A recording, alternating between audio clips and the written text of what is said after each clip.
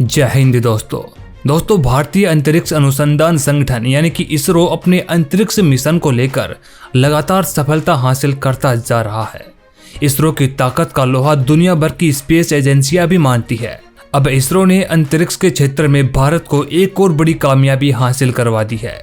इसरो ने पहली बार भारत की कंपनी टाटा के साथ मिलकर यह बड़ी कामयाबी हासिल की है।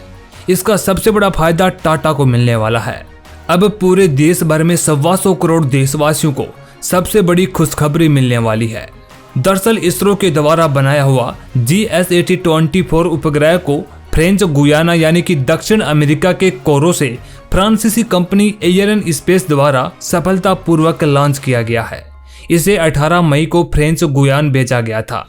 दोस्तों इस सैटेलाइट को भारत में ही बनाया गया है और प्रोजेक्ट पूरा होने के बाद इसे एंटोनोव AN-124 की मदद से लॉन्चिंग के लिए फ्रेंच गुयाना पहुंचाना था, लेकिन एंटोनोवा के सही टाइम पर न मिल पाने की वजह से इस कंपनी को भारतीय वायुसेना की 2 C-17 विमानों का इस्तेमाल करना पड़ा था।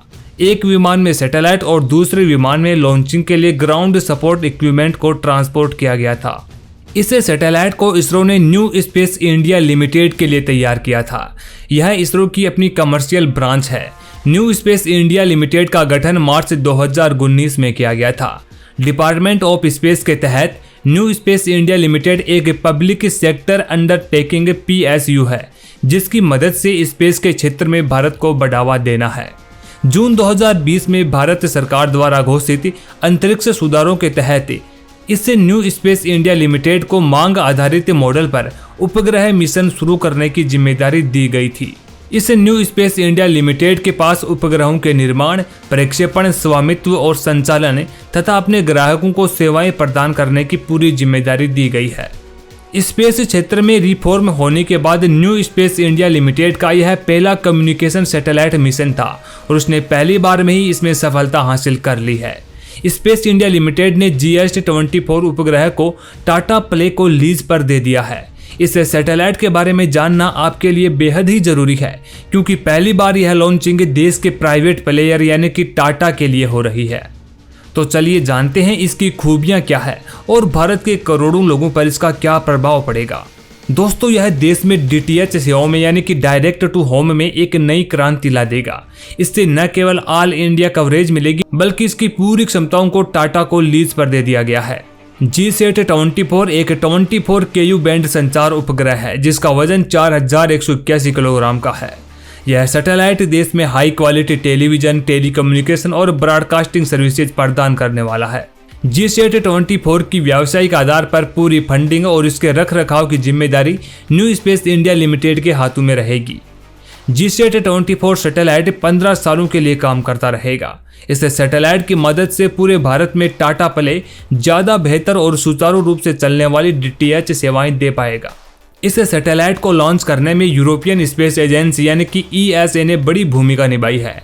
एरियन स्पेस से यह 25वां भारतीय सैटेलाइट लॉन्च किया गया है। एरियन स्पेस ने 11 GSAT-24 सैटेलाइट अब तक लॉन्च कर दिए हैं। इसरो और एरियन स्पेस का संबंध 1981 से लगातार बना हुआ है। इसकी शुरुआत एप्पल सैटेलाइट को जब लॉन्च किया गया था, तभी से इन दोनों के बीच सहयोग बढ़ता ही जा रहा है। दोस्तों इसरो लगातार सैटेलाइट सहित अन्य तकनीकों में नई बुलंदियां छूता जा रहा है।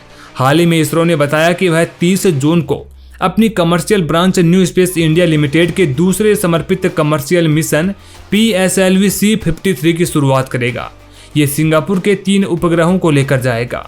2 अन्य उपग्रहों के साथ DSEO उपग्रह को ले जाने वाला लॉन्च व्हीकल श्रीहरिकोटा के सतीश धवन अंतरिक्ष केंद्र के दूसरे लॉन्च पैड से भारतीय समय के अनुसार शाम 6 बजे उड़ान भरेगा।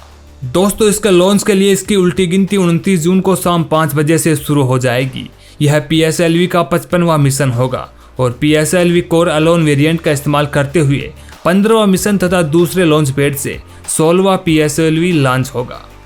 दोस्तों भारतीय वैज्ञानिक लगातार जहां तक एक तरफ देश का नाम रोशन कर रहे हैं, तो वहीं दूसरे विज्ञान की दुनिया में विश्व में अपना लगातार लोहा मनवा रहे हैं। आज नासा जैसी एजेंसियां भी इसरो की सस्ती टेक्नोलॉजी को देखकर और अंतरिक्ष में इसके बढ़ते कदमों को देखकर हैरान हो रही है। खैर दोस्तों इसरो ने जो टाटा के साथ पहली बार एक बड़ी साझेदारी की है, वो वाकई में देश को एक नई प्रगति देगी। इस बारे में आपके क्या विचार हैं, यह हमें कमेंट बॉक्स में ज़रूर बताएं। साथ ही साथ ऐसी और वीडियोस के लिए देखते रहिए इंडिया 2.0।